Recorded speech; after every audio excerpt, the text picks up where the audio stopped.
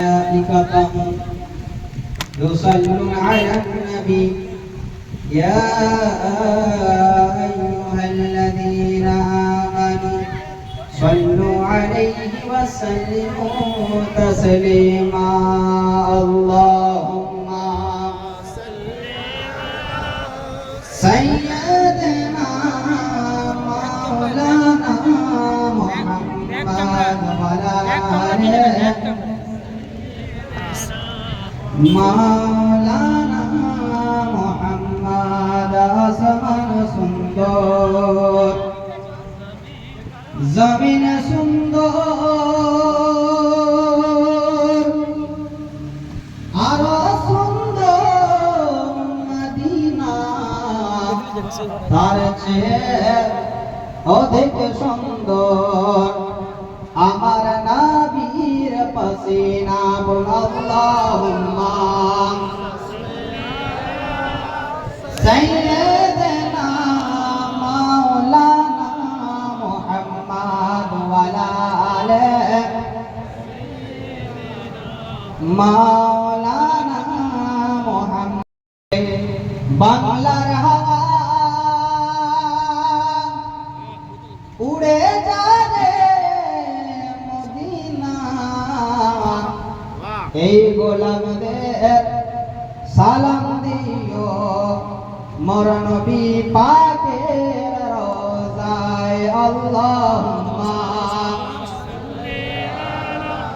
সাইয়্যিদানা মাওলানা মুহাম্মদ ওয়ালা আলিহি মাওলানা মুহাম্মদ সাল্লাল্লাহু আলা صلوا على محمد हरदम ज़ुबान पाक नामे मोहम्मद हरदम ज़ुबान से निकालो शफीआना मोहम्मद सल्लल्लाहु ताला अलैहि वसल्लम। আপনারা শোনার জন্য প্রস্তুত আছেন তো নাকি? সাথ দিবেন তো সঙ্গে সঙ্গে সুবহানাল্লাহ বলতে হবে। একবার জোরে বলুন সুবহানাল্লাহ। দুটো হাতকে উঠিয়ে বলুন ইয়া রাসূলুল্লাহ। জামানা দিওয়ানা জামানা দিওয়ানা ও মালামিনা জামানা দিওয়ানা ও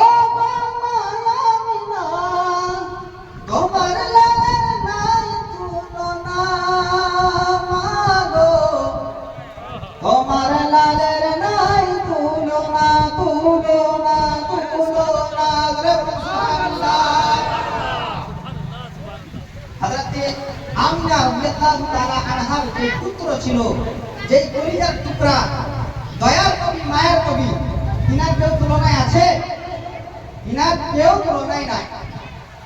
আর সেই রাসূল পাক সাল্লাল্লাহু তাআলা আলাইহি ওয়াসাল্লামের আজ পুরো দুনিয়ার মানুষ হচ্ছে দিবানা।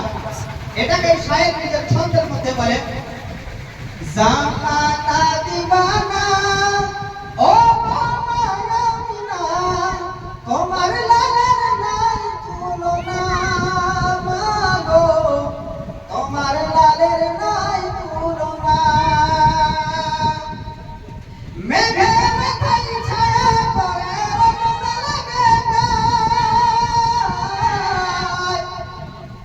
মেঘে মাথায় ছায়া করে রতন লাগে আরে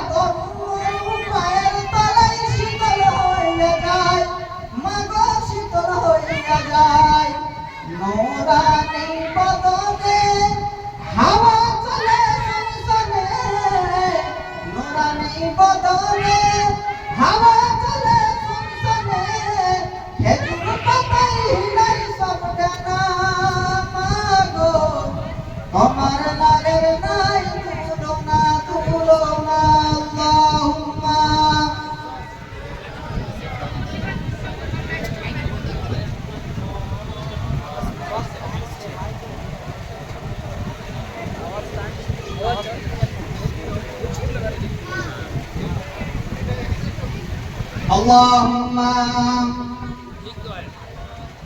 সাইয়্যিদানা মাওলানা মুহাম্মাদ ওয়া আলা সাইয়্যিদানা মাওলানা মুহাম্মাদ সাল্লাল্লাহু তাআলা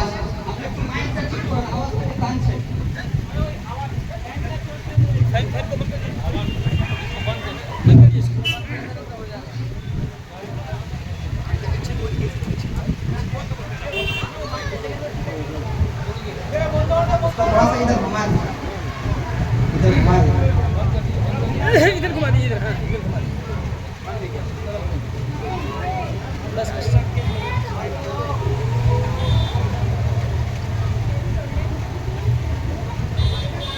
अल्लाहुम्मा सय्यदना मौलाना मुहम्मद व अला মাওলানা মুহাম্মদ সাল্লাল্লাহু তাআলা আলাইহি ওয়াসাল্লাম।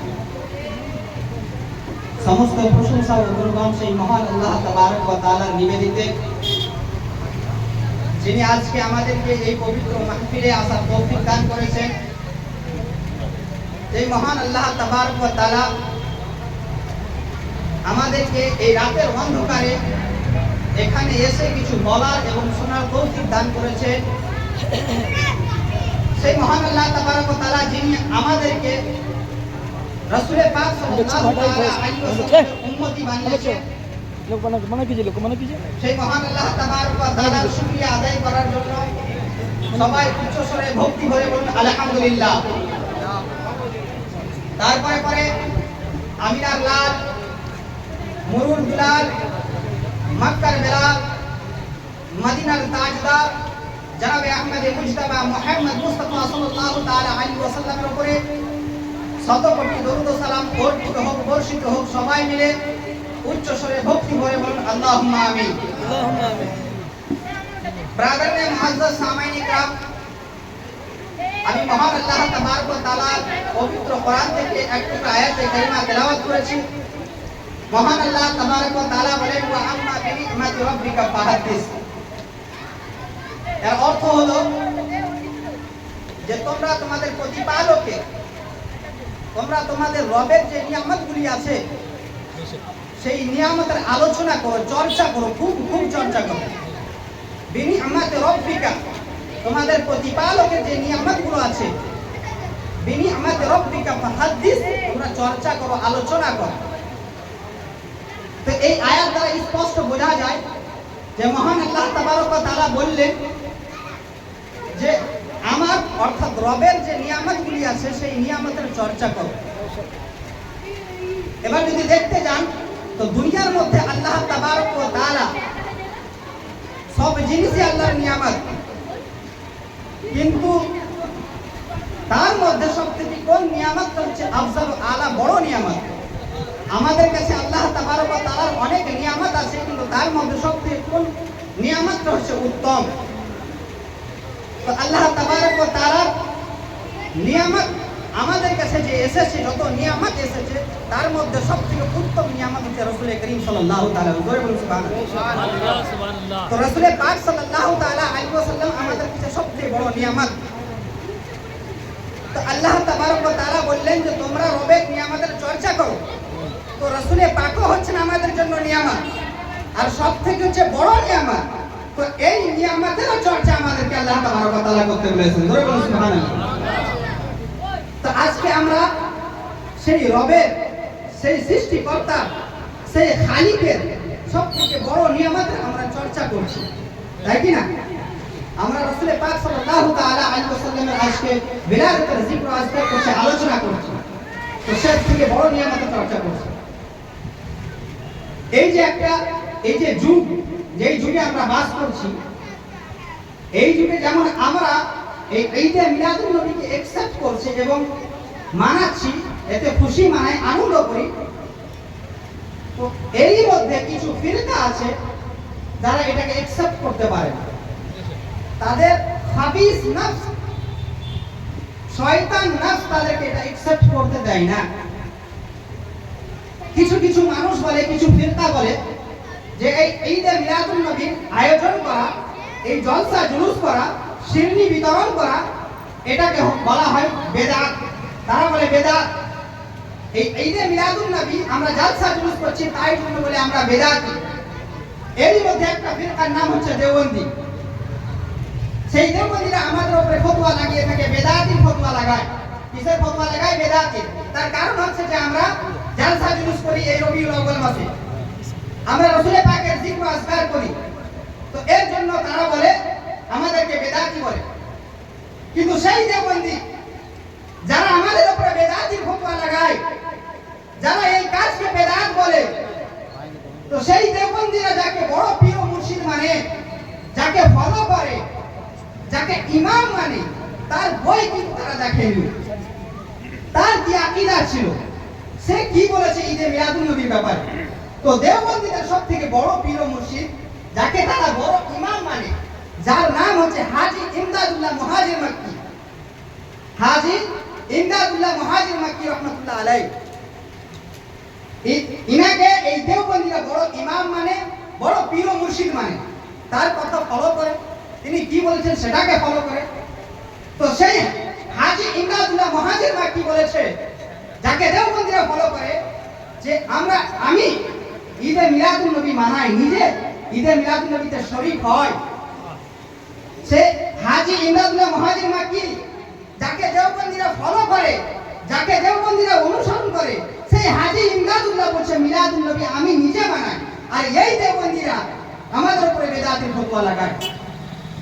তাহলে হিসাব মতো যদি দেখতে যান, তো সেই দেওবন্দিদেরকে আগে আমাদের উপরে ফতোয়া লাগার পূর্বে যাকে পীর ও মুর্শিদ মানে, যাকে ফলো করে, তিনার উপরে বেদাতের ফতোয়া লাগাতে হবে, তাই কি না? যেহেতু হাজী ইমদাদুল্লাহ মুহাজির মক্কি পুনরা দেওবন্দিরা ফলো করে, তিনার কথা মোতাবেক চলে, তো হাজী ইমদাদুল্লাহ মুহাজির মক্কি নিজেই বলেছেন যে মিলাদুন নবী মানানো যাবে, আমি এই মিলাদুন নবীতে বরকত অর্জন করতে পারি। তো হিসাব মতো আমাদের পূর্বে তার উপরে ফতোয়া লাগাতে হবে।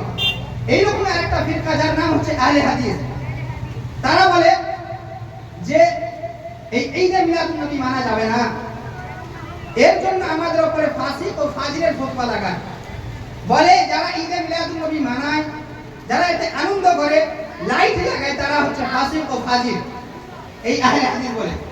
কিন্তু এই আহলে হাদিসদের ইমাম, যাকে ইমাম মানে, যার কথা মোতাবেক চলে, যার নাম হচ্ছে ইবনে তাইমিয়া, সে নিজের কিতাব ইক্তেজাউ সিরাতুল মুস্তাকিমের মধ্যে বলেছে যে ঈদে মিলাদুন নবী মানা যাবে, ঈদে মিলাদুন নবী পালন করা যাবে।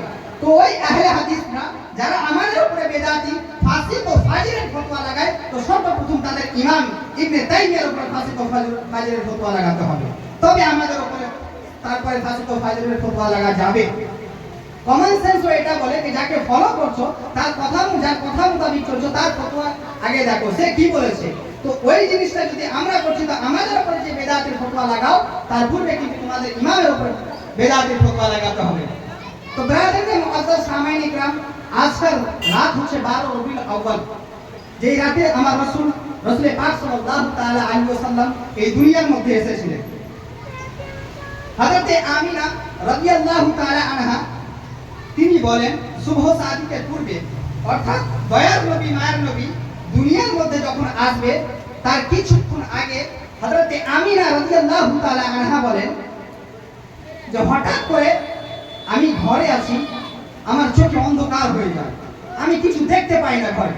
রাসূল পাক সাল্লাল্লাহু তাআলা আলাইহি ওয়াসাল্লামের নূরানি কদম মুবারক জমিনে পড়ার পূর্বে হযরতে আমিনা রাদিয়াল্লাহু তাআলা আনহা এই রাতে 12 রবিউল আউয়ালের রাতে ভোরে বলেন যে আমি হঠাৎ কিছু দেখতে পাই না। হযরতে আমিনা রাদিয়াল্লাহু তাআলা আনহা বললেন যে হঠাৎ করে আমি দেখি যে আমি আমার চোখে কিছু দেখতে পাই না,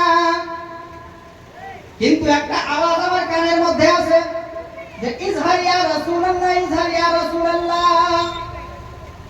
হযরত আমিনা বলেন যে আমি একটা আওয়াজ শুনতে পাই, ইজহার ইয়া রাসূলুল্লাহ, কিন্তু আমি সেই সময় চোখে কিছু দেখতে পাই না। তারপরে কিছুক্ষণের মধ্যে আল্লাহ তাবারক ওয়া তাআলা দয়ার নবী, মায়ের নবীকে এই দুনিয়ার মধ্যে পাঠালেন। এই দুনিয়ার মধ্যে রাসূল করিম সাল্লাল্লাহু তাআলা আলাইহি ওয়াসাল্লামের নুরানি কদম মোবারক পড়লো। জোরে বলুন সুবহানাল্লাহ। হযরত আমিনা বললেন যে শুভ সাদিক ফজরের সময় প্রায় 4:20 রাসূল পাক সাল্লাল্লাহু তাআলা আলাইহি ওয়াসাল্লাম এই দুনিয়ার মধ্যে। হযরত আমিনা রাদিয়াল্লাহু তাআলা আনহা বলেন যে আমার পুত্র আমার কলিজার টুকরা অর্থাৎ দয়ার নবী এই দুনিয়ার মধ্যে এলেন। আল্লাহ তাবারক ওয়া তাআলা তিনাকে এই দুনিয়ার মধ্যে পাঠালেন। আমার বড় ইচ্ছা ছিল, আমার বড় শখ ছিল যখন আমি আমার পুত্রকে পাবো, যখন আমার পুত্রের জন্ম হয়ে যাবে আমি আমিনা আমার কলিজার টুকরাকে কোলে তুলবো এবং কোলে তুলে চুম্বন দিব। এটা আমার ইচ্ছা ছিল। হযরত আমিনা এই কথা বলেন। প্রত্যেক মায়েরই ইচ্ছা থাকে যখন সন্তান জন্মগ্রহণ করবে পাশে যদি কোনো দাদি কিংবা কোনো নানি থাকে, তো যেমনই সন্তান দুনিয়ার মধ্যে আসে সেই মা বলে যে আমার সন্তান, যেই সন্তানকে আমি জন্ম দিলাম সেই সন্তানের আমি চেহারাটা একটু দেখতে চাই, তাকে আমি কলিজায় ভরে নিতে চাই, তাকে আমি কোলে তুলতে চাই, তাকে চুম্বন দিতে চাই। প্রত্যেক মাই চাই কিনা? এটা ইচ্ছা থাকে। তো হযরত আমিনা রাদিয়াল্লাহু তাআলা আনহার এই ইচ্ছা ছিল যে আমার কলিজার টুকরা অর্থাৎ রাসূল পাক সাল্লাল্লাহু তাআলা আলাইহি ওয়াসাল্লাম যখন জমিনের মধ্যে আসবেন, যখন আল্লাহ তাবারক ওয়া তাআলা তিনাকে এই দুনিয়ার মধ্যে পাঠাবেন, তখন আমি তিনাকে কোলে ভরে নেব, আমি জড়িয়ে ধরবো, আমি চুম্বন খাবো। এই ইচ্ছা হযরত আমিনারও ছিল। তারপর হযরত আমিনা রাদিয়াল্লাহু তাআলা আনহা বলেন যে আমি আমার কলিজার টুকরাকে উঠাতে চাই কোলে। আমার কলিজার টুকরা জমিনের মধ্যে সেটে আছেন। রাসূল পাক যখন এই দুনিয়ার মধ্যে আসেন সঙ্গে সঙ্গে তিনি কিন্তু জমিনের মধ্যে সেটে গেছিলেন, জমিনের মধ্যে লেগেছিলেন। হযরত আমিনা বিষয়টি বুঝতে পারলেন না।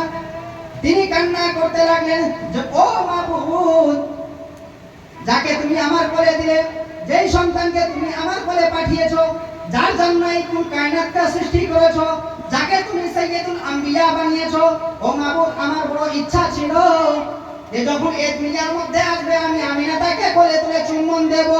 জোরে বলুন সুবহানাল্লাহ। হযরত আমিনার এই ইচ্ছা ছিল যে রাসূল পাক সাল্লাল্লাহু তাআলা আলাইহি ওয়াসাল্লাম যেমন দুনিয়ার মধ্যে আসবেন তিনাকে চুম্বন দিবেন, তিনাকে কোলে তুলবেন। কিন্তু হযরত আমিনা রাদিয়াল্লাহু তাআলা আনহা বিষয়টিকে বুঝতে পারলেন না। রাসূল পাক সাল্লাল্লাহু তাআলা আলাইহি ওয়াসাল্লাম জমিনের মধ্যে সেটেছিলেন। তিনি কান্না করতে লাগলেন যে হে মাবুদ, যাকে তুমি আমার কাছে পাঠালে, যেই সন্তানকে পাঠালে, যেই সন্তানের জন্য তুমি পুরো কুল কায়নাতকে সৃষ্টি করেছো, যাকে সাইয়্যিদুল আম্বিয়া বানিয়েছো, সেই সন্তানকে আমি কোলে তুলতে পারি না। তিনি কান্না করতে লাগলেন। আল্লাহ তাবারক ওয়া তাআলাকে বললেন যে আল্লাহ কি ব্যাপার, আমি আমার সন্তানকে কোলে তুলতে পারি না। তারপরে কিছুক্ষণের মধ্যে হযরত আমিনা বলেন যে কানের মধ্যে আমার একটা গুনগুন আওয়াজ আসছে। সেই ঘরে কেউ নাই, আমি আর আমার কলিজার টুকরা অর্থাৎ দয়ার নবী আছেন। দয়ার নবী জমিনের মধ্যে সেটে আছেন, আর একদিকে ঘরের কোণাতে হযরত মা আমিনা রাদিয়াল্লাহু তাআলা আনহা কান্না করছেন। কান্না করার কারণ যে রাসূল পাককে কোলে নিতে পারলেন না। তিনি বলেন যে আমি একটা গুনগুন আওয়াজ শুনতে পাচ্ছি, আমি একবার ডানে দেখছি, একবার বাঁয়ে দেখছি, একবার সামনে দেখি, একবার পিছনে দেখি, কিন্তু সেই আওয়াজটা কোথা থেকে আসছে আমি না বুঝতে পারি না। সেই আওয়াজটা কোথা থেকে আসছে তিনি বুঝতে পারেন না। তারপর হযরত আমিনা রাদিয়াল্লাহু তাআলা আনহা রাসূল পাককে আবার কোলে তুলতে গেলেন, আবার চেষ্টা করলেন যে আমি আমার সন্তানকে, আমি আমার কলিজার টুকরাকে, দয়ার নবীকে আবার চেষ্টা করি কোলে তোলার। হযরত মা আমিনা রাদিয়াল্লাহু তাআলা আনহা এর পূর্বে যখন কোলে তুলতে গিয়েছিলেন তখন শরীরের সমস্ত শক্তি লাগিয়ে দিয়েছিলেন কিন্তু তুলতে পারেননি। এবার হযরত মা আমিনা রাদিয়াল্লাহু তাআলা আনহা আবার রাসূল করিমকে তুলতে গেলেন। তো যেমনই কোলে তুললেন হযরত মা আমিনা বলেন যে আওয়াজটা আমার কানে আসছিল, গুনগুন যে আওয়াজটা আসছিল, সেই আওয়াজটা কোনো অন্য জায়গায় থেকে নয়, সেই আওয়াজটা বরং রাসূল পাকের জবান থেকে আসছিল। জোরে বলুন সুবহানাল্লাহ। যে আওয়াজটা আমি শুনছিলাম, গুনগুন একটা আওয়াজ আসছিল, আমি বুঝতে পারছিলাম না যে আওয়াজটা কোথা থেকে আসছে। সেই আওয়াজটা কোনো অন্য জায়গা থেকে নয়, বরং রাসূল পাক সাল্লাল্লাহু তাআলা আলাইহি ওয়াসাল্লামের জবান থেকে আসছিল। এবার সেই আওয়াজটা কি ছিল? হযরত আমিনা রাদিয়াল্লাহু তাআলা আনহা বলেন যে যেমনই আমার কলিজার টুকরা অর্থাৎ দয়ার নবীকে কোলে তুললাম, আমি একটা আওয়াজ শুনতে পেলাম, যে আওয়াজটা আমার কলিজার টুকরার মুখ থেকে আসছিল। সেই আওয়াজটা ছিল যে রব্বে হাবলি উম্মতি, রব্বে হাবলি উম্মতি। যেই দিন রাসূল করিম সাল্লাল্লাহু তাআলা আলাইহি ওয়াসাল্লাম দুনিয়ার মধ্যে এসেছেন, সঙ্গে সঙ্গে রাসূল করিম সাল্লাল্লাহু তাআলা আলাইহি ওয়াসাল্লাম সাজদাতে পড়ে গেছিলেন, যেটা হযরতে মা আমিনা বুঝতে পারছিলেন না যে ছেলে জমিনের মধ্যে সেটে কেন আছে, আমি চেষ্টা করছি তোলার কিন্তু উঠছে না কেন। কিন্তু হযরতে মা আমিনা তখন বিষয়টিকে বুঝতে পারেননি যে রাসূল করিম সাল্লাল্লাহু তাআলা আলাইহি ওয়াসাল্লাম তখন সাজদায় পড়ে গেছিলেন, আল্লাহ তাবারক ওয়া তাআলাকে বলছিলেন যে হে আল্লাহ, কাল বারোজে কিয়ামত যখন নফসি নফসির আরাম হবে, তখন আয় মাবুদ, তোমার যত নেককার মুত্তাকি বান্দা আছে, বান্দি আছে, হে আল্লাহ তাবারক ওয়া তাআলা, তখন তুমি সেই নেককার বান্দা বান্দিদেরকে তুমি নিজের দলে নিও। কিন্তু হে আল্লাহ তাবারক ওয়া তাআলা, আমি রাসূল করিম আমার উম্মতের মধ্যে যারা গুনাহগার উম্মত আছে, তাদেরকে আমার সুপারিশ করার কারণে জান্নাতবাসী করিয়ে। জোরে বলুন সুবহানাল্লাহ। রাসূল করিম সাল্লাল্লাহু তাআলা আলাইহি ওয়াসাল্লাম যেই দিন এই দুনিয়ার মধ্যে এসেছেন, সেই দিনই কিন্তু কি করেছিলেন? সাজদাতে পড়ে গেছিলেন। আর সাজদায় পড়ে রাসূল পাক সাল্লাল্লাহু তাআলা আলাইহি ওয়াসাল্লাম আল্লাহ তাবারক ওয়া তাআলার কাছে দোয়া চাইছিলেন। তাই তো কবি বলেন, মুসিবত না পাই যদি, মুসিবত না পাই যদি, করুণা তোমার, কবরে হাসরে কি হবে আমার, কবরে হাসরে কি হবে আমার। জোরে বলুন সুবহানাল্লাহ। আছি গো ডুবে আমি পাপের ওই সাগরে। আমরা পাপের মধ্যে আছি, আমাদের গুনাহই গুনাহ। এই গুনাহ নিয়ে আল্লাহ তাবারক ওয়া তাআলার দরবারে কিভাবে আল্লাহর কাছে মুখ দেখাবো? তো শায়ের বলছে, আছি গো ডুবে আমি পাপের ওই সাগরে, না জানি কি হবে ও পারে হাসরে, তোমার ওই সুপারিশ বিনে ইয়া রাসূলুল্লাহ, তোমার ওই সুপারিশ বিনে কেমনে হব পার, কবরে হাসরে কি হবে আমার, কবরে হাসরে কি হবে আমার। আমরা গুনাহগার, খাতাকার, শিয়াকার বান্দা, আমরা এত গুনাহ করে ফেলেছি যে আমাদের দিল কালো হয়ে গেছে। তো রাসূল পাক সাল্লাল্লাহু তাআলা আলাইহি ওয়াসাল্লাম যদি আমাদের জন্য সুপারিশ না করে, তো আমরা জান্নাতে যেতে পারবো? পারবো জান্নাতে গো? আমরা এত গুনাহ করছি, এই গুনাহ নিয়ে আল্লাহ তাবারক ওয়া তাআলার সামনে কিভাবে দাঁড়াবো? আমাদের জান্নাতে যাওয়াই মুশকিল হয়ে যাবে। রাসূল পাক সাল্লাল্লাহু তাআলা আলাইহি ওয়াসাল্লামের যদি শাফাআত নসিব না হয়, রাসূল করিম যদি আমাদের জন্য সুপারিশ যদি না করে, তাহলে আমরা কোনোদিনই জান্নাতে যেতে পারবো না। এটাই শায়ের বলছে, মুসিবত না পাই যদি, ইয়া রাসূলুল্লাহ, তোমাকে যদি মুসিবতে না পাই, তো তখন তুমি আমাদেরকে পার করিও। মুসিবত না পাই যদি, করুণা তোমার, কবরে হাসরে কি হবে আমার। তুমি তো দিয়েছো দেখিয়ে আলোর পথ। রাসূল করিম সাল্লাল্লাহু তাআলা আলাইহি ওয়াসাল্লাম আমাদেরকে আলোর পথ দেখিয়েছেন, নাকি? কে দেখিয়েছেন আলোর পথ? আলোর পথ আমাদেরকে কে দেখিয়েছেন গো? রাসূল পাক সাল্লাল্লাহু তাআলা আলাইহি ওয়াসাল্লাম, যার জন্য আমরা আজকে জালসা করছি। তো ওটাই শায়ের বলছে, তুমি তো দিয়েছো দেখিয়ে আলোর পথ, বলেছো সে পথে মিলবে রহমত, কেন যে ভুল পথে আমি, কেন যে ভুল পথে আমি করলাম জীবন পার, কবরে হাসরে কি হবে আমার, কবরে হাসরে কি হবে আমার। আল্লাহুম্মা সাল্লি আলা সাইয়্যিদিনা মুহাম্মাদ ওয়ালা আলে মাওলানা মুহাম্মদ সাল্লাল্লাহু তাআলা আলাইহি ওয়াসাল্লাম। রাসূল পাক সাল্লাল্লাহু তাআলা আলাইহি ওয়াসাল্লাম এই দুনিয়ার মধ্যে এলেন। তারপর হযরত সাইয়্যিদা তাহেরা আমিনা রাদিয়াল্লাহু তাআলা আনহা এক বান্ধবী ছিলেন, খুব প্রিয় বন্ধু বান্ধবী, খুব কাছের বান্ধবী, যার নাম হচ্ছে হযরত শিফা। হযরত মা আমিনা প্রিয় বান্ধবী ছিলেন, যার নাম হযরত শিফা। তো তিনি 12 রবিউল আউয়ালের দিন, রাসূল পাক তো শুভ সাদিতে জন্মগ্রহণ করেছেন, তাই কি না? তো সকালে হযরত মা শিফা কিন্তু হযরত মা আমিনার বাড়িতে চলে এলেন, সকাল সকাল বাড়িতে বলতে লাগলেন হযরত শিফা যে ও আমার বান্ধবী, ও আমার কাছের বান্ধবী আমিনা, আমি সকাল সকাল তোমার বাড়ি এসেছি কিছু কারণে। ও আমার বান্ধবী, আমি তোমাকে কিছু জিজ্ঞাসা করতে চাই। হযরত মা আমিনা বললেন, ও বান্ধবী, ও আমার বোন, তুমি এত সকাল সকাল আমার বাড়িতে এসেছো কি কারণে, কি জিজ্ঞাসা করবে করো। হযরত মা শিফা বলেন যে ও আমার বান্ধবী, কাল রাতে আমি দেখলাম যে তোমার বাড়িতে কিন্তু একটা লাইট জ্বলছে, যেই লাইটের পাওয়ার কিন্তু অনেক, যেই লাইটের আলোতে, যেই নূরের আলোতে আমি শিফা শুধু মক্কা নয়, শুধু তোমার বাড়ি নয়, পুরো মক্কাকে দেখে নিয়েছি। ও বান্ধবী, তুমি কি লাইট নিয়ে এসেছো, কোন লাইট নিয়ে এসেছো, মক্কার কোন বাজার থেকে লাইট এনেছো, সেই লাইট কোন ব্র্যান্ডের, সেই ব্র্যান্ডের নাম বলো, কত দামি লাইট, সেই কি কোম্পানির লাইট, সেই লাইটের আমার একটু খোঁজ দাও, আমিও শিফা সেই লাইট কিনবো।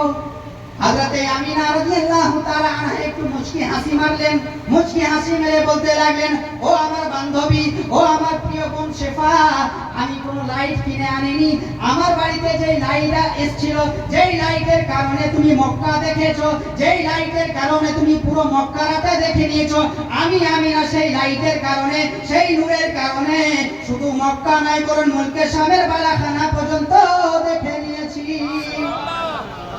আমি আমিনা, তুমি যে লাইটের কথা বলছো, যে নূরের কারণে তুমি মক্কা দেখেছো, আমি আমিনা শুধু মক্কা নয় মুলকে শামের বালাখানাও আমি দেখে নিয়েছি। হযরত মা আমিনা বলেন যে বান্ধবী, সেই আলোতে, সেই লাইটের আলোতে আমি মুলকে শামও দেখেছি। ফাখরাজা মিন্নি নূর। হযরত মা আমিনা বললেন যে সেই লাইটটা হচ্ছে আমার পুত্র, আমার কলিজার টুকরা অর্থাৎ দয়ার নবী। আমার বাড়িতে, আমার কোলে কালকে আল্লাহ তাবারক ওয়া তাআলা একজন এমন পুত্র জন্মগ্রহণ দিয়েছেন, এমন পুত্রকে পয়দা করেছেন, যেই পুত্রের জন্য, যেই ছেলের জন্য, যেই সন্তানের জন্য আল্লাহ তাবারক ওয়া তাআলা শিফা তোমাকেও পয়দা করেছে। এই আমার বান্ধবী, যেই নূরের কারণে, যেই সন্তানের কারণে, যেই নূরের সন্তানের কারণে শিফা শুধু তোমাকেই নয় বরং আমি আমিনাকেও পয়দা করেছে। আমি যে আমিনা এই দুনিয়াতে এসেছি, সেই সন্তানের কারণে আমি এই দুনিয়াতে এসেছি। হযরত আমিনা রাদিয়াল্লাহু তাআলা আনহা বলতে লাগলেন, ও আমার প্রিয় বান্ধবী, ও আমার বোন শিফা, আমার সন্তানের, আমার কলিজার টুকরার একটা বৈশিষ্ট্য হচ্ছে, একটা খাস বাত হচ্ছে এটাই যে আমার সন্তান যখনই জন্মগ্রহণ করেছেন, যেমনই দুনিয়ার মধ্যে এসেছে, সঙ্গে সঙ্গে তার মুখ থেকে সে কথা বলতে লেগেছে। দুনিয়ার মধ্যে কোনো সন্তান দেখেছেন যে যেদিন জন্মগ্রহণ করবে কথা বলবে? আছে? নাই। কোন নবীর ব্যাপারে শুনেছেন? কোন নবীর ব্যাপারে যে সেই নবী জন্মগ্রহণ করার সাথে সাথে কথা বলেছেন? কথা বলেননি। কিন্তু একটা নবী ছিল 3 দিন পর কথা বলেছেন, হযরত ঈসা আলাইহিস সালাম। যখন হযরত মারিয়াম রাদিয়াল্লাহু তাআলা আনহার পেটে বিনা বাপে আল্লাহ তাবারক ওয়া তাআলা হযরত ঈসা আলাইহিস সালামকে হযরত মারিয়ামের পেটে পাঠালেন, হযরত মারিয়ামের দাঁড়াতে এই দুনিয়াতে পাঠালেন, তখন সেই সময় হযরত মারিয়াম রাদিয়াল্লাহু তাআলা আনহাকে সেই পাড়া প্রতিবেশী, সেই গ্রামের মানুষরা বলেছিল, হে মারিয়াম, আমরা তোমাকে তো খুব পাক পবিত্র ভাবতাম, আমরা তোমাকে খুব পাক পবিত্র ভাবতাম, খুব ভালো নারী ভাবতাম, কিন্তু তুমি যে কি করলে, তোমার বিয়ে হয়নি, তোমার স্বামী নাই, তোমার হাজবেন্ড নাই, আর তোমার কোলে সন্তান, এই সন্তান তুমি কোথা থেকে পেলে? তখন হযরত মারইয়াম রাদিয়াল্লাহু তাআলা আনহা কান্না করতে লাগলেন, মাথাকে নিচু করে, মস্তকে নিচু করে আল্লাহর দরবারে দোয়া করতে লাগলেন, বলতে লাগলেন যে ও মাবুদ, তুমি জানো যে আমি মারইয়াম, আমার ক্যারেক্টারে কোনো দাগ নাই, আমি মারইয়াম, আমার চরিত্রে কোনো দাগ নাই। ও আল্লাহ, তুমি সবই জানো যে আমি কোনোদিন খারাপ কাজ করিনি। কিন্তু আল্লাহ তাবারক ওয়া তাআলা এই সন্তানের কারণে, যেই সন্তানকে তুমি বিনা বাপে আমার দ্বারাতে এই দুনিয়ার মধ্যে পাঠিয়েছো, অর্থাৎ হযরত ঈসাকে পাঠিয়েছো, ও আমার মাবুদ, এই সন্তানের কারণে আমার গ্রামবাসী আমার উপরে অপবাদ লাগায়, এই গ্রামের মানুষ আমার উপর অপবাদ লাগায়, ইলজাম লাগায়, আমার এই পাক দামানে কিচড় মারে। আল্লাহ তাবারক ওয়া তাআলা বলতে লাগলেন, ও মারইয়াম, তুমি চিন্তা করো না, তুমি কোনো ভাবনা করো না, আমি হচ্ছি সৃষ্টিকর্তা, আমি হচ্ছি আল্লাহ। আমি যেমন বিনা বাপে দুনিয়ার মধ্যে হযরত ঈসাকে পাঠাতে পারি, আমি সবই করতে পারি। ও মারইয়াম, তুমি চিন্তা করো না, তোমাকে চিন্তা করার জন্য আমি ঈসাকে পাঠাইনি, তোমাকে চিন্তা করার জন্য আমি বিনা বাপে ঈসাকে তোমার গর্ভে দেইনি।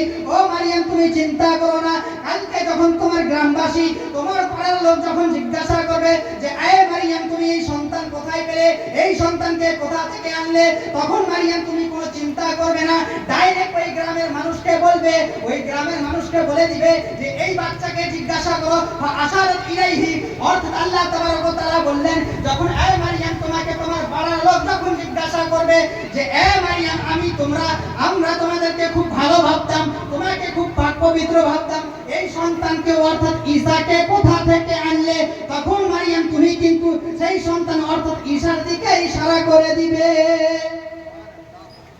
আল্লাহ কি বললেন, কি যখন গ্রামের মানুষ তোমাকে বলবে যে এই সন্তান তুমি কোথা থেকে আনলে, তোমার স্বামী নাই, তোমার বিয়ে হয়নি, তুমি সন্তান কোথা থেকে পেলে, আমরা তো তোমাকে পাক পবিত্র ভাবতাম, তখন মারইয়াম তুমি কোনো চিন্তা করবে না, যে আল্লাহ বিনা বাপে তোমার গর্ভে ঈসাকে পাঠাতে পারে, সেই আল্লাহ সেই গ্রামবাসীর মুখ বন্ধ করতে পারে, তাই কি না? আল্লাহ তাবারক ওয়া তাআলা প্রত্যেকটি জিনিসের উপরে কাদির। তারপরের দিন হযরত মারইয়াম রাদিয়াল্লাহু তাআলা আনহা লোকের জ্বালাতনের কারণে, লোক যে অত্যাচার করতে লেগেছিল, যে তানা মারতে লেগেছিল, যে তানা তাশরি করতে লেগেছিল, হযরত মারইয়াম রাদিয়াল্লাহু তাআলা আনহা হযরত ঈসা আলাইহিস সালামকে নিয়ে গ্রাম থেকে বাইরে চলে এলেন। কিন্তু গ্রামের মানুষ কত শয়তান ছিল দেখেন, হযরত মারইয়াম আলাইহিস সালাম যখন গ্রাম থেকে চলে এলেন, কিন্তু গ্রামের মানুষও পিছে ছাড়লো না, হযরত মারইয়ামের পিছে ছাড়লো না। সেই গ্রামবাসীরা হযরত মারইয়ামের সঙ্গে সঙ্গে চলে এলো। হযরত মারইয়ামের উপরে যে অত্যাচার করা হচ্ছিল, যে তানা মারা হচ্ছিল, সেই তানা মারার কারণে হযরত মারইয়াম আলাইহিস সালাম সেই গ্রাম থেকে বাইরে চলে এলেন, কিন্তু সেই গ্রামের মানুষরা তাও পিছে ছাড়েনি, হযরত মারইয়ামকে তাও বলতে লাগলো। তারপরের দিন যখন হযরত মারইয়াম হযরত ঈসাকে নিয়ে চলে এলেন, বলতে লাগলো, ও মারইয়াম, তোমার বিয়ে হয়নি, একই কথা, তোমার বিয়ে হয়নি, তুমি সন্তান কোথা থেকে আনলে? তখন হযরত মারইয়াম রাদিয়াল্লাহু তাআলা আনহা সেই হযরত ঈসার কোলে ছিল হযরত মারইয়ামের, হযরত ঈসা ওই সেই সন্তানের কোলের দিকে ইশারা করে দিল যে এই সন্তানকে জিজ্ঞাসা করো, যেই সন্তান আমার কোলে আছে আমি কিছু বলবো না, সেই সন্তানকে জিজ্ঞাসা করো যে সে কোথা থেকে এসেছে। যেই প্রশ্ন আমাকে করছো যে সন্তান কোথা থেকে পেলে, সেই সন্তানকে তুমি জিজ্ঞাসা করো, তোমরা গ্রামবাসীরা জিজ্ঞাসা করো যে সে কোথা থেকে এলো। যেমন এই কথা বললেন হযরত মারইয়াম রাদিয়াল্লাহু তাআলা আনহা, তখন গ্রামের মানুষরা বলতে লাগলো, হ্যাঁ মারইয়াম, তুমি কি আমাদেরকে এই পাগলা পেয়েছো নাকি? যেই ছেলের বয়স আজ 3 দিন হলো, সে কিভাবে কথা বলবে, সে কিভাবে নিজের পরিচয় দিবে যে সে কোথা থেকে এসেছে? তুমি আমাদের ঠাট্টাই করছো। হযরত মারইয়াম রাদিয়াল্লাহু তাআলা আনহা বলতে লাগলেন, আমি ঠাট্টা করি না, আমি ইয়ার্কি করি না, তোমরা পাগল নয়, কিন্তু আমি যেটা বলছি সেটা করো, যেই প্রশ্ন আমাকে করছো সেই প্রশ্ন। হযরত ঈসা অর্থাৎ সেই আমার সন্তান কলিজার টুকরাকে জিজ্ঞাসা করো যে সে কোথা থেকে এসেছে।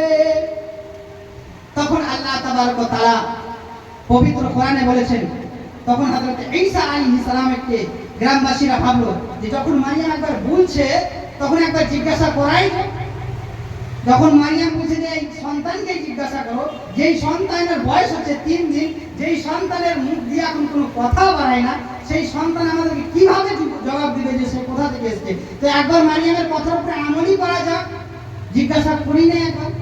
তো জিজ্ঞাসা করলো, গ্রামবাসীরা জিজ্ঞাসা করতে লাগলো যে ও বাচ্চা, এ সন্তান তুমি কোথা থেকে এসেছো বলো, তুমি কোথা থেকে এসেছো, তোমার বলে তুমি যা বলে আছো সেটা বলছে তোমাকে জিজ্ঞাসা করতে, তুমি তোমার পরিচয় দাও। তখন হযরতে ঈসা আলাইহিস সালামের আল্লাহ তাবারক ওয়া তাআলা জবান খুলে দিলেন। হযরতে ঈসা আলাইহিস সালাম বললেন যে ইন্নী আব্দুল্লাহ, আমি হচ্ছে আল্লাহর বান্দা, ওয়া আতানিল কিতাবা, আর আমাকে আল্লাহ তাবারক ওয়া তাআলা কিতাব আতা করেছেন, ওয়া আজআলানিন নাবিয়্যা, এবং আল্লাহ তাবারক ওয়া তাআলা আমাকে নবী বানিয়েছেন। তো পৃথিবীতে রাসূল পাক সাল্লাল্লাহু তাআলা আলাইহি ওয়াসাল্লাম যেদিন জন্মগ্রহণ করেছিলেন, যেদিন এই দুনিয়ার মধ্যে এসেছিলেন, সেই দিনই কথা বলেছিলেন। আর দ্বিতীয় হচ্ছে হযরত ঈসা আলাইহিস সালাম, যেটা 3 দিন পর কথা বলেছিলেন। তো এটা হচ্ছে আমার রাসূলের মুজিজা, যে যেই দিন রাসূল পাক দুনিয়ার মধ্যে এসেছিলেন সেই দিনও কথা বলেছিলেন। একবার দরুদ শরীফ আল্লাহুম্মা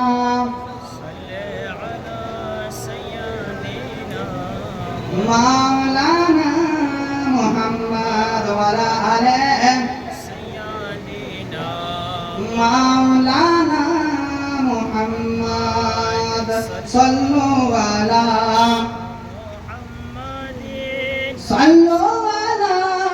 মুহাম্মদ। হরদম জবান से निकालो पाक नामे मुहम्मद। माया में ना তোমার কোলে कैसे छे बोलो ना, জোরে বলুন সুবহানাল্লাহ। মায়া में না তোমার ঘরে कैसे छे बोलो ना, कैसे छे बोलो ना। আর যার নূরের কি ঝলকে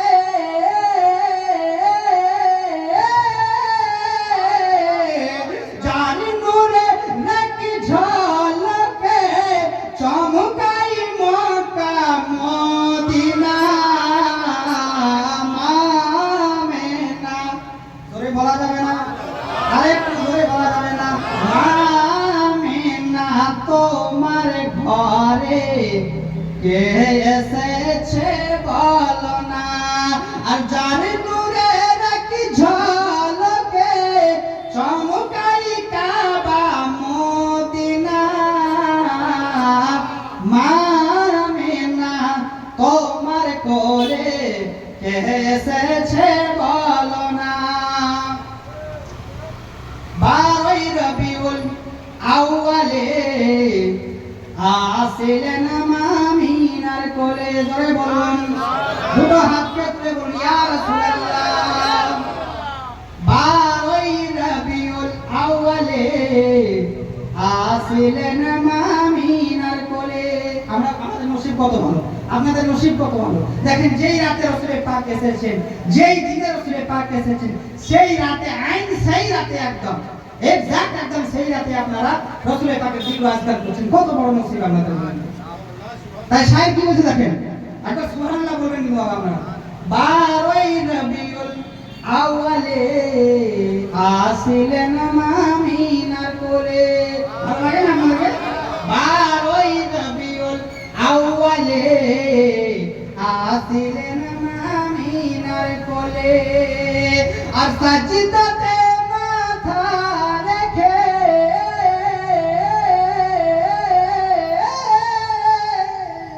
সাজদাতে মাথা রেখে উম্মতের চাই শুভ কামনা। রাসূল করিম সাল্লাল্লাহু তাআলা আলাইহি ওয়াসাল্লাম যে ঘটনাটা বললাম, যে যেদিন রাসূল পাক সাল্লাল্লাহু তাআলা আলাইহি ওয়াসাল্লাম এই দুনিয়ার মধ্যে এসেছিলেন, সেদিন কি দোয়া করেছিলেন আল্লাহ তাবারক ওয়া তাআলার কাছে? রব্বি হাবলি উম্মতি, হে আল্লাহ তাবারক ওয়া তাআলা আমার গুনাহগার খাতাকার শিয়াকার বান্দাদের তুমি কিন্তু কিয়ামতের দিনে জান্নাত নসিব করিয়ে তাদের। এই দোয়া করেছিলেন কিনা? তো ওটাই সাহেব বলছেন 12 রবিউল আউয়ালে আসিলেন মামি আমিনার কোলে আর সাজদাতে মাথা রেখে উম্মতের চাই শুভকামনা আমিনা তোমার ঘরে কে এসেছে বলো না নামে মুহাম্মদ লিখা আছে কোরআনে বেদে পুরাণে আছে কিনা রাসূল কারীমের নাম আছে কিনা ওটাই বলছে নামে মুহাম্মদ লিখা আছে কোরআনে বেদে পুরাণে আর সেই নবীর নাম জপিলে সেই নবীর নাম জপিলে দোজখী আর হবে না আমিনা সেই নবীর নাম জপলে দোজখী হবে ওটাই শায়র বলছে আর সেই নবীর নাম জপিলে দোজখী আর হবে না আমিনা তোমার ঘরে কে এসেছে বলো না কে এসেছে বলো না আরে দুনিয়াতে সুখে রবে আখিরাতে জান্নাত পাবে বাংলা কথা বুঝতে পারছেন তো আমরা দুনিয়াতে সুখে রবে আখিরাতে জান্নাত পাবে কারা জান্নাত পাবে কারা জান্নাত পাবে আর দুনিয়াতে সুখে থাকবে দুনিয়াতে সুখে রবে আখিরাতে জান্নাত পাবে আর যারাই হবে দিল থেকে আর যারাই হবে দিল থেকে নবী পাকের দিওয়ানা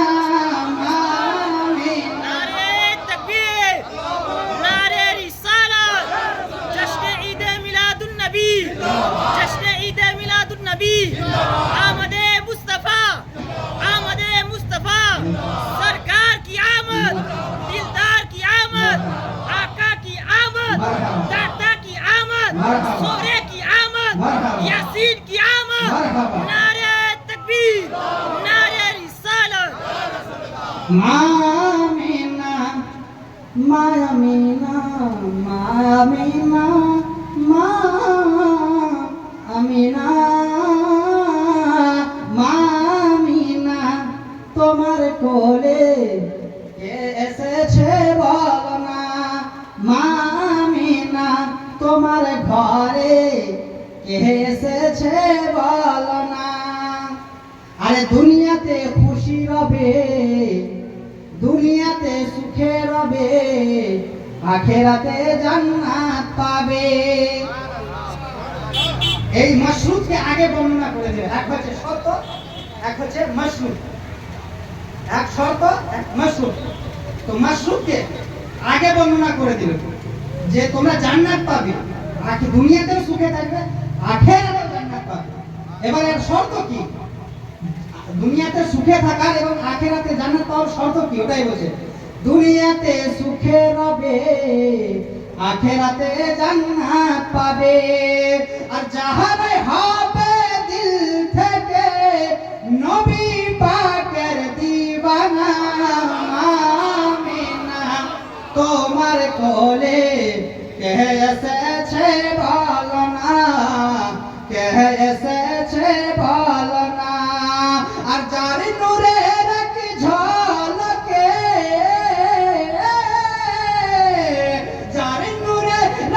ঝলকে চমকাই কাবা মদিনা আমিনা তোমার কোলে এসেছে বলো না আল্লাহুম্মা সাল্লি আলা সাইয়্যিদিনা মাওলানা মুহাম্মদ আলা আলি সাইয়্যিদিনা মাওলানা মুহাম্মদ সাল্লাল্লাহু তাআলা আলাইহি ওয়াসাল্লাম তো আমাদেরকে নবী পাকের দিওয়ানা হতে হবে তো আমরা এই যে আজকে মিলাদ করছি আর জালসা করছি আমাদের আশা আমাদের ঈমান যে ইনশাআল্লাহ এই মিলাদের কারণে এই জলসার কারণে এই মহব্বতের কারণে আমরা জান্নাতে যাব ইনশাআল্লাহ ইনশাআল্লাহ তো আমাদের আশা আছে যে এই জলসার কারণে আল্লাহ তাবারক ওয়া তাআলা আমাদেরকে জান্নাত নসিব করবে।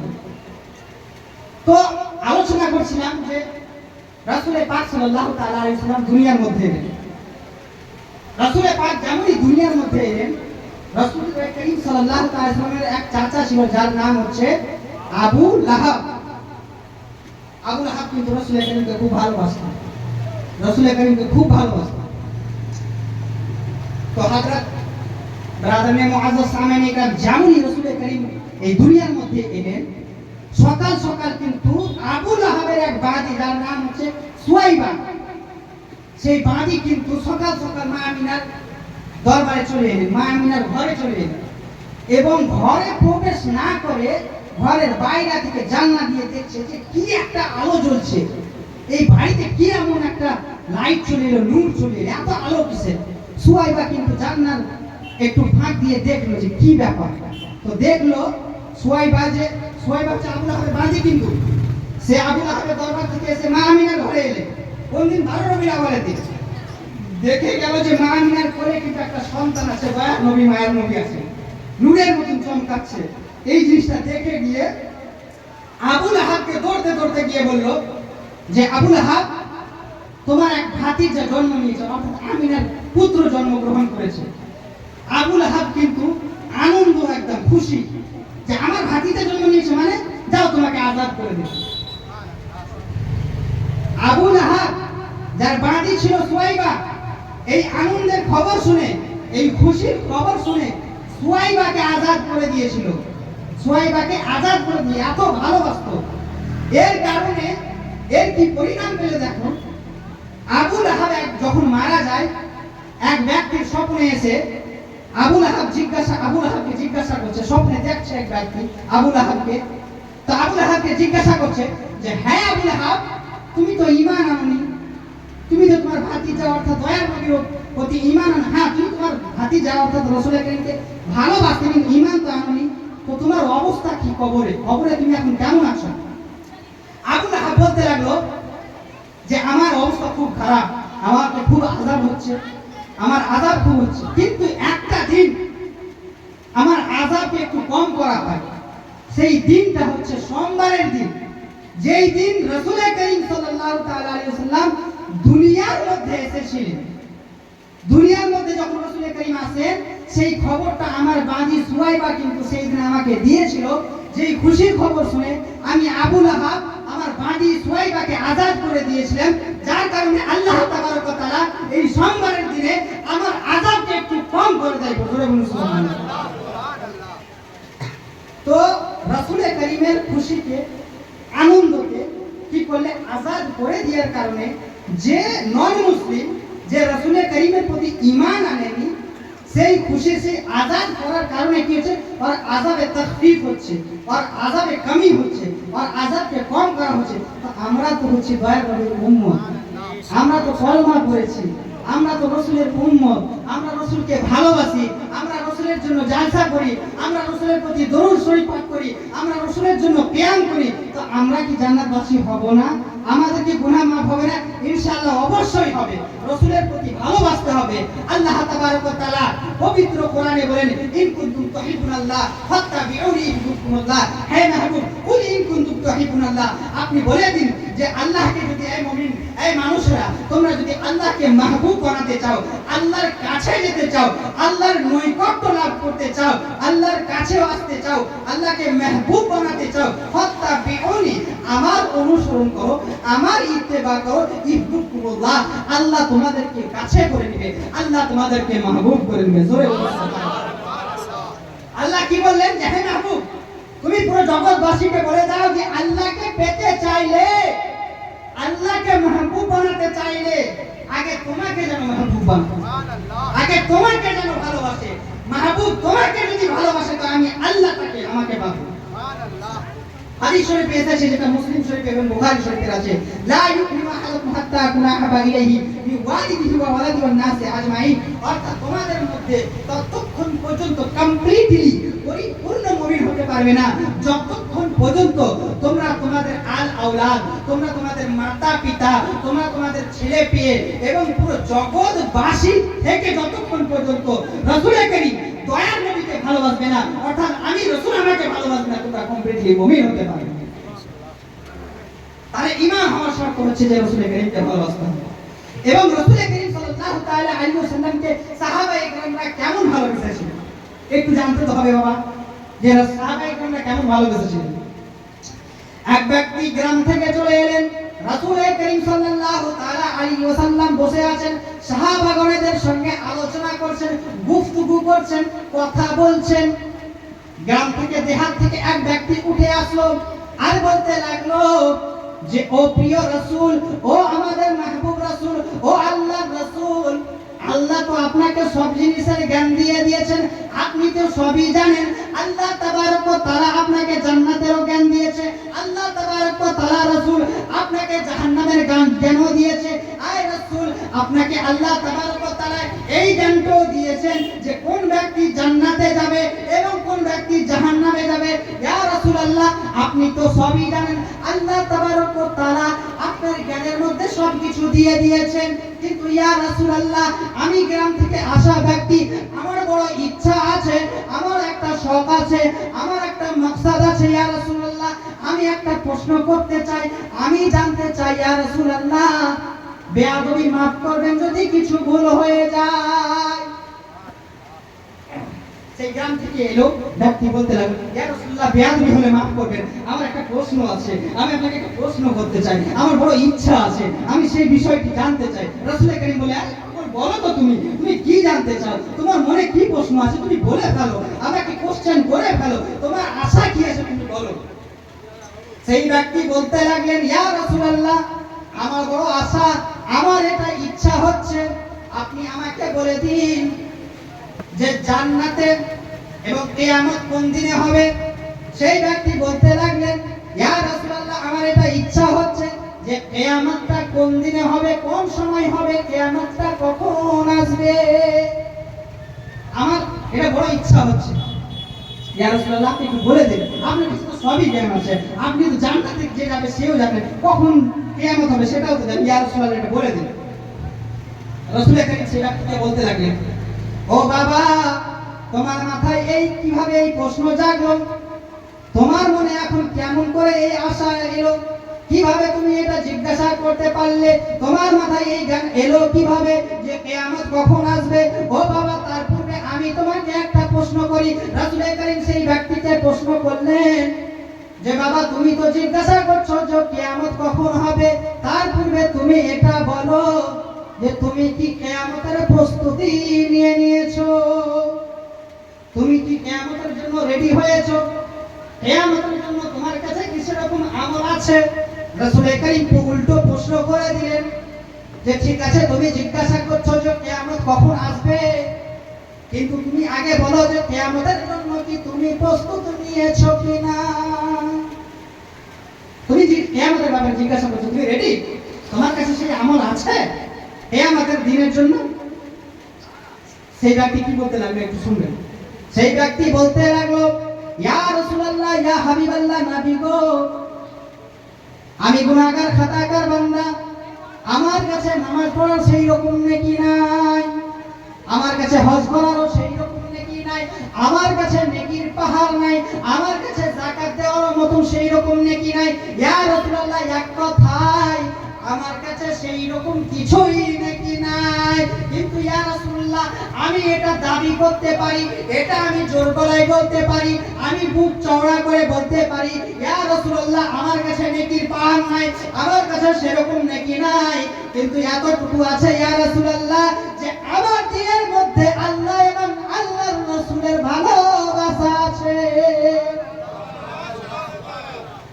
ইয়া রাসূলুল্লাহ, আমার কাছে সেরকম নেকি নাই, কিন্তু ইয়া রাসূলুল্লাহ, আপনাকে আমি অনেক ভালোবাসি, আপনার ভালোবাসা আমার দিলের মধ্যে অনেক আছে। সেই ব্যক্তি বলতে লাগলো, তারপর রাসূল করিম সেই ব্যক্তি কি জবাব দিল দেখেন। সেই ব্যক্তি বলল যে ইয়া রাসূলুল্লাহ, আমার কাছে সেরকম কিছুই নেকি নাই, কিন্তু একটা জিনিস আছে, সেই জিনিসটা হচ্ছে এটাই যে আমার দিলের মধ্যে, আমার হৃদয়ের মধ্যে আল্লাহ এবং আল্লাহর রাসূলের অনেক ভালোবাসা আছে। ইয়া রাসূলুল্লাহ, আপনাকে আমি অনেক ভালোবাসি। আল্লাহর রাসূল সেই ব্যক্তিকে বলতে লাগলেন যে ও আমার সাহাবী, শুনে নাও, ও বাবা শুনে নাও, যেই যাকে তুমি ভালোবাসো, যাকে তুমি প্রেম করো যার জন্য তোমার দিলের মধ্যে ভালোবাসা আছে। কিয়ামতের দিনে যখন নাফসি নাফসি আলাপ হবে, তুমি এটা মনে রাখো, যাকে তুমি ভালোবাসা সেই ব্যক্তির সঙ্গেই তুমি জান্নাতে যাবে। অর্থাৎ রাসূল করিম বলে দিলেন, ও বাবা তুমি আমাকে ভালোবাসো, তোমার দিলের মধ্যে আমার ভালোবাসা, আমি নবী আমার ভালোবাসা তোমার দিলের মধ্যে আছে। তুমি এটা মনে রাখো যে কিয়ামতের দিনে তুমি আমার সঙ্গে জান্নাতে যাবে। সেই ব্যক্তি বললেন রাসূল করিম, তুমি আমাকে ভালোবাসো তো যাও, তুমি আমার সঙ্গে জান্নাতে যাবে। এটাই হচ্ছে রাসূল করিম সাল্লাল্লাহু তাআলা আলাইহি সাল্লামকে সাহাবায়ে কেরামরা ভালোবাসতেন। তার জন্য তো শায়ের বলেন, হুজুর মেরি তো সারি, একটা উর্দু তো হয়ে যাবে, হুজুর মেরি তো সারি बाहर आपसे है,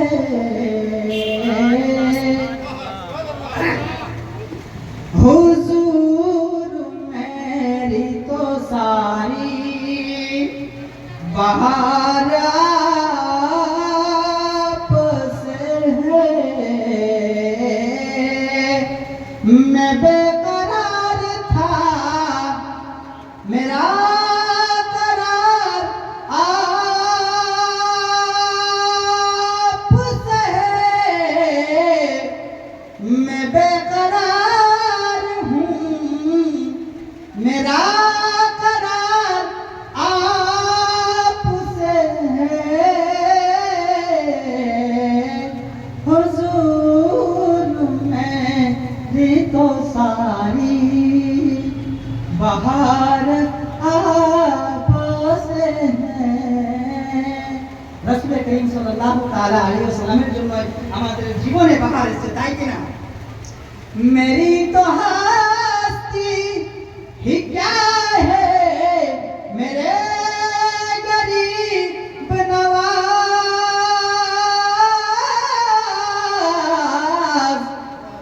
মেরি তো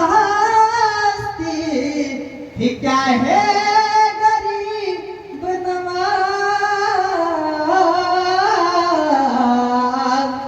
जो मिल रहा है मुझे सारा प्यार आपसे है, जो मिल रहा है मुझे सारा प्यार से है, हुजूर मेरी तो सारी बाहर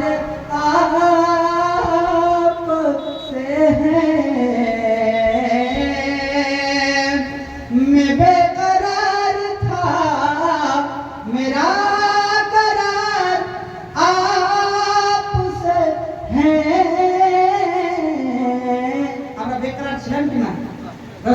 রাসূল করিম সাল্লাল্লাহু তাআলা আলাইহি ওয়াসাল্লামের আসার পূর্বে আমরা দরবদর ভটকে ছিলাম, আমাদের কোনো অস্তিত্ব ছিল না, আমাদের কোনো নাম নিশান ছিল না, আমরা যে রেসপেক্ট পেয়েছি, যে সম্মান পেয়েছি, আমরা বেকরার ছিলাম, বেচैन ছিলাম। রাসূল করিম আসার পরে আমরা চैन পেলাম, আমরা করার পেলাম, আমরা শান্তি পেলাম, আমরা সুখ পেলাম, তাই কি না? তো এটাই শায়ের বলছে, হুজুর मेरी तो सारी बाहर आपसे है,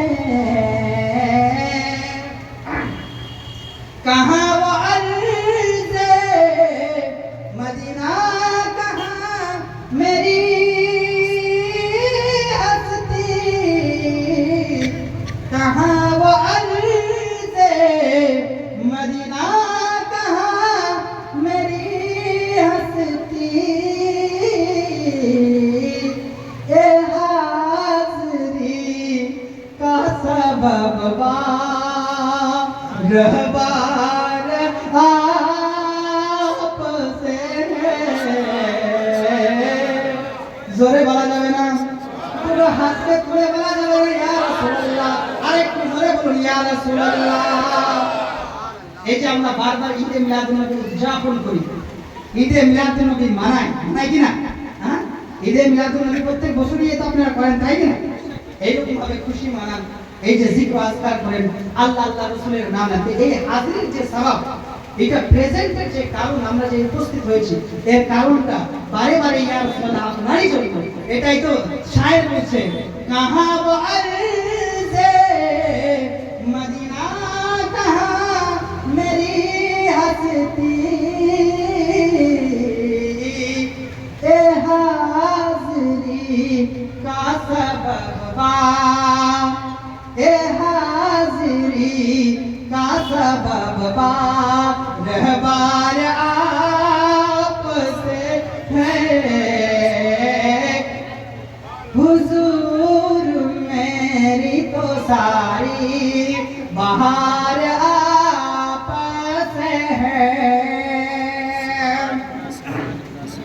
सियाकार हूँ आका, सियाकार हूँ आका, बड़ी नदामत है।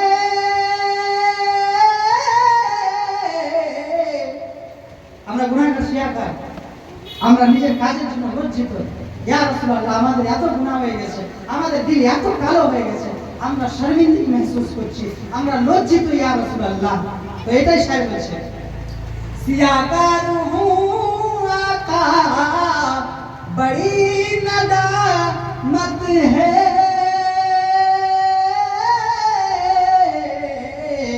सियाकार हूँ आका बड़ी नदामत है।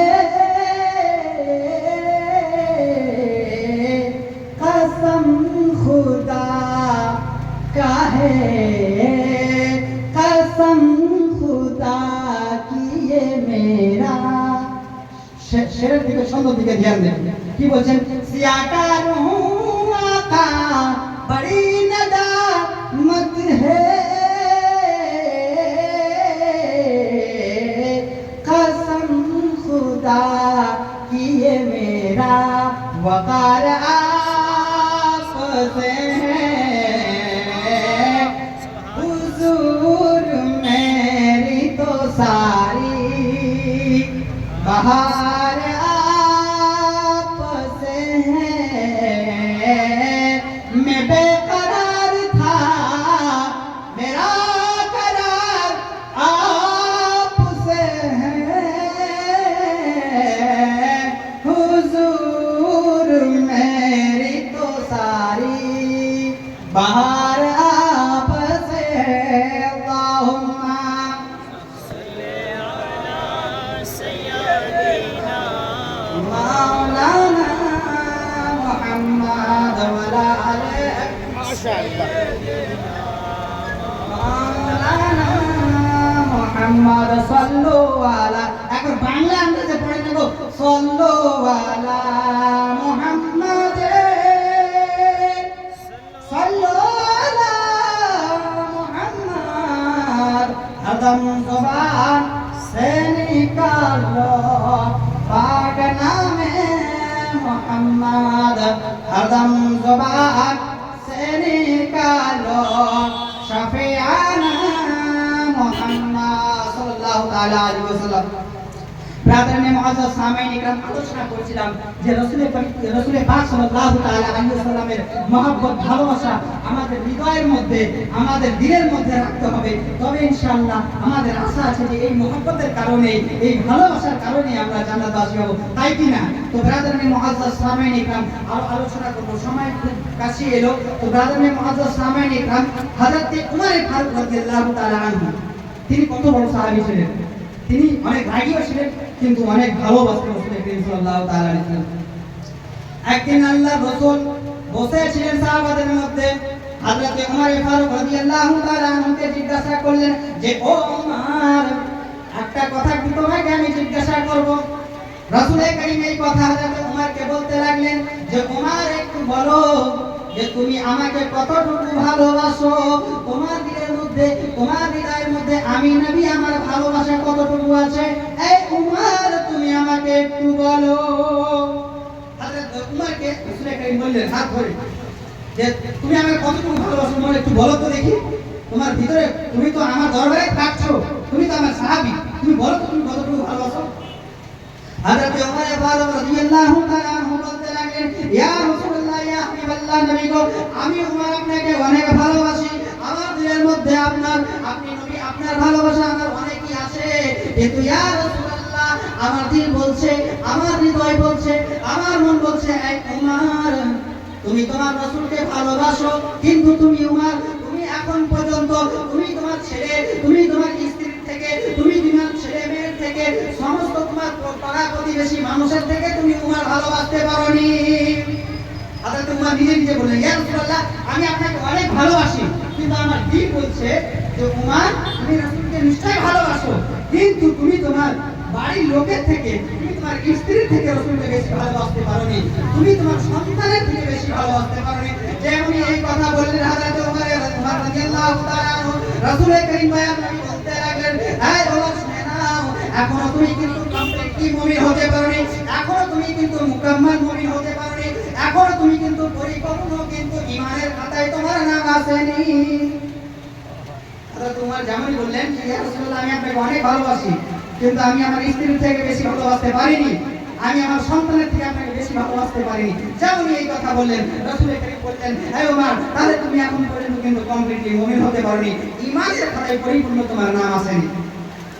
কিছুক্ষণ পর যেমন এই কথা হযরত ওমর রাদিয়াল্লাহু তাআলা আনহু শুনলেন, তিনি কান্না করতে লাগলেন, মাথাকে নিচু করে, মস্তকে নিচু করে বসে গেলেন আর কান্না করতে লাগলেন। তারপরে কিছুক্ষণের মধ্যে আবার রাসূল করিম সাল্লাল্লাহু তাআলা আলাইহি ওয়াসাল্লাম জিজ্ঞাসা করলেন, এই ওমর, বলো এখন তুমি আমাকে কতটুকু ভালোবাসো। হযরত ওমর রাদিয়াল্লাহু তাআলা আনহু বলতে লাগলেন, ইয়া রাসূলুল্লাহ, ইয়া হাবিবাল্লাহ, নবী গো, আমি ওমর আপনাকে অনেক ভালোবাসি, আমার দিল বলছে, এই ওমর, তুমি তোমার রাসূলকে অনেক ভালোবাসো, এখন তুমি তোমার স্ত্রীর থেকে রাসূলকে ভালোবাসো, এখন তুমি ওমর, তুমি তোমার সন্তানের থেকে রাসূলকে ভালোবাসো।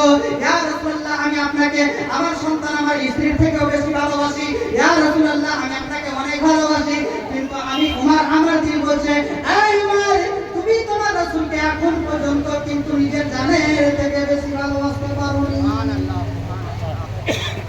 ওমর কি বললেন?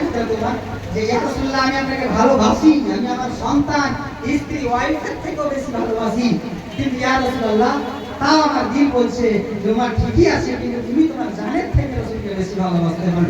যেমন এই কথা রাসূল করিমকে বললেন, ইয়া রাসূলুল্লাহ, আমি আপনাকে আমার জানের থেকে বেশি ভালোবাসতে পারিনি। রাসূল করিম হাত থেকে ধরে বললেন, এই ওমর, তুমি শুনে নাও, এখনো কিন্তু তুমি কমপ্লিটলি মুমিন হতে পারোনি, ঈমানের খাতায় তোমার পরিপূর্ণ নাম আসতে পারেনি।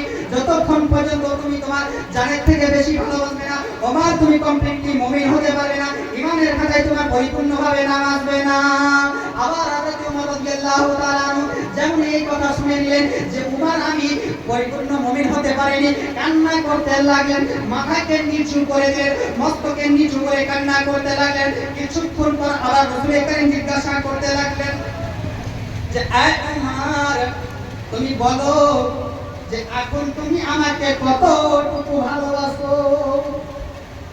যেমন এই কথা বললেন, হযরত ওমর রাদিয়াল্লাহু তাআলা আনহু কান্না করতে করতে বলতে লাগলেন, ইয়া রাসূলুল্লাহ, আমি ওমর আপনাকে বেশি ভালোবাসি, অনেকই ভালোবাসি, আমি আমার সন্তানের থেকে বেশি ভালোবাসি। ইয়া রাসূলুল্লাহ, আমি আমার স্ত্রীর থেকে বেশি ভালোবাসি।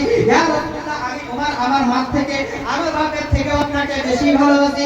ইয়া রাসূলুল্লাহ, এমনকি দুনিয়াতে যত জিনিস আছে, আমি ওমর আপনাকে সব থেকে বেশি ভালোবাসি, এমনকি আমি ওমর আমার নিজের জানের থেকে বেশি ভালোবাসি। হযরত ওমর রাদিয়াল্লাহু তাআলা আনহু বললেন, ইয়া রাসূলুল্লাহ, এখন আমি আমার জানের থেকেও বেশি ভালোবাসি। যেমন এই কথা রাসূল করিমকে হযরত ওমর রাদিয়াল্লাহু তাআলা আনহু বলে দিলেন, তেমন রাসূল করিম সাল্লাল্লাহু আলাইহি ওয়াসাল্লাম হযরত ওমরের হাতটাকে ধরলেন আর বলতে লাগলেন, এই ওমর, এবার তোমার ঈমানের খাতায় পরিপূর্ণভাবে নাম চলে এসেছে, এবার তুমি পরিপূর্ণভাবে মুমিন হয়ে গেছো, তোমার কোনো চিন্তা নাই।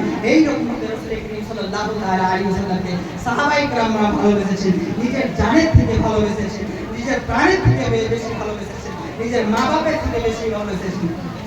নারে তাকবীর, নারে তাকবীর, নারে রিসালাত, নারে রিসালাত, নারে রিসালাত, মুফতি সাহেব किबला, मुफ्ती साहेब किबला। हमारे नबी की देखो शान, हमारे नबी की देखो शान, हमारे कुरान की देखो शान, हमारे मखदूम सिन्ना की देखो। মনে খুব পড়ছিল তোমাকে মা। যারা যিনাদের মা নাই দুনিয়াতে তেনারা গজলটাকে শুনবেন, ফিল করবেন, একটু অনুভব করবেন, যাদের মা এই দুনিয়াতে বেঁচে আছে। সারা রাত চোখে ঘুম ছিল না, মনে খুব পড়ছিল তোমাকে মা। কোথায় আছো, কেমন আছো, কোথায় আছো, কেমন আছো। এত ডাকি তবু কেন সাড়া দাও না, জোরে বলুন সুবহানাল্লাহ। সারা রাত চোখে ঘুম ছিল না। মা যখন মারা যায় ঘুম আসে না, চোখে আসে, ঘুম আসে না। সাইর ওটাকে বলছে, যার মা মরে গেছে জিনিসটা ফলো করুন, গল্প শুনলেন। সারা রাত চোখে ঘুম ছিল না, মনে খুব পড়ছিল তোমাকে মা। কোথায় আছো, কেমন আছো, এত ডাকি তবু কেন সাড়া দাও না। যখনই মনে পড়ে তোমার কথা, কান্নার ঢেউ ওঠে, বিরহ ব্যথা। জোরে বলুন সুবহানাল্লাহ। যাদের মা মারা গেছে, মা মারা যাওয়ার কারণে রাতে রাত কান্না হয়, ঢেউ কান্নার দইয়া বয়ে যায় লাগে। ওটাকে শায়ের বলছে, যাদের মা মরে যায় সে কিভাবে কান্না করে, এইটাকে শায়ের নিজের ছন্দের মধ্যে তুলে ধরেছেন। বলছে, যখনই মনে পড়ে তোমার কথা, ওমা কান্নার ঢেউ ওঠে, বিরহ ব্যথা। তোমার কথা ভেবে কত কেঁদেছি,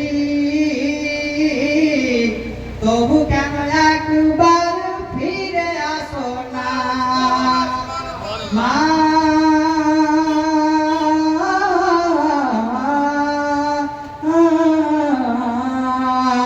সারা রাত চোখে ঘুম ছিল না, মনে খুব পড়ছিল তোমাকে মা।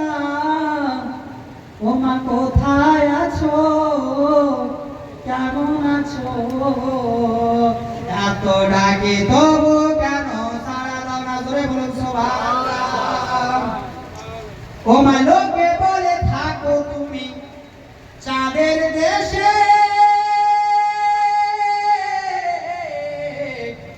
সাদা শাড়ি পরে মাগো পরীর বেশে। একটু বলা যাবে না, সুবহানাল্লাহ। মাকে কি মনে পড়ে না? ও মা লোকে বলে থাকো তুমি চাঁদের দেশে, সাদা শাড়ি পরে মাগো পরীর বেশে। রাত হলে দেখি মাগো ওই চাঁদকে, কিন্তু তোমায় মাগো কেন দেখি না মা।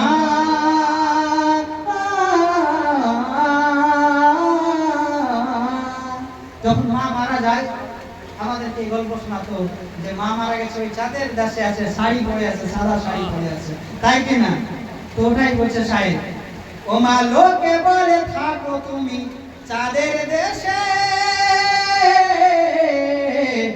সাদা শাড়ি পরে মাগো পরীর বেশে। রাত হলে দেখি মাগো ওই চাঁদকে,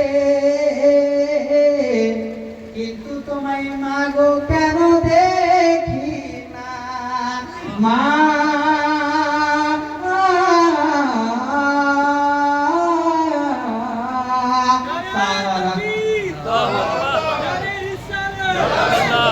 दुनिया में है चर्चा किसका? मेरे नबी का, मेरे नबी का। रोशन पे है कब्जा किसका? मेरे नबी का, मेरे नबी का। कैसर में है चर्चा किसका? मेरे नबी का, मेरे नबी का। सरकार की आमद, मरहबा। सरकार की आमद, मरहबा। आका की आमद, मरहबा। आका की आमद, मरहबा। अग्नि की आमद, मरहबा। दादा की आमद, मरहबा। नारे तकबीर, नारे रिसालत, नारे हैदरी।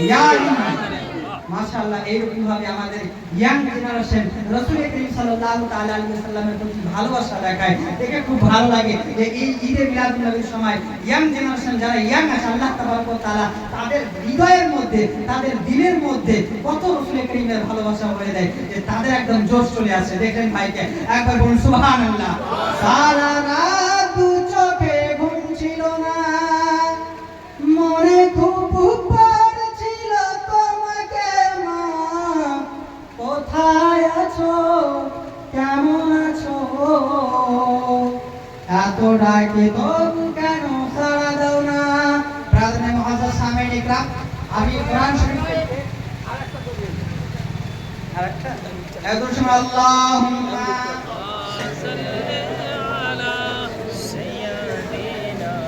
মাওলানা মুহাম্মদ ওয়ালা আলিহি মাওলানা মুহাম্মদ। আমি বইটা মাঝে মাঝে পড়ি, বেশিরভাগই বই যখন আমি ওই আমাদের বাংলা এলাকায় থাকি তো মৃত্যু স্মরণের জন্য পড়ি। একবার সবাই মিলে বলুন সুবহানাল্লাহ। কেমন করে ঘুমাও তুমি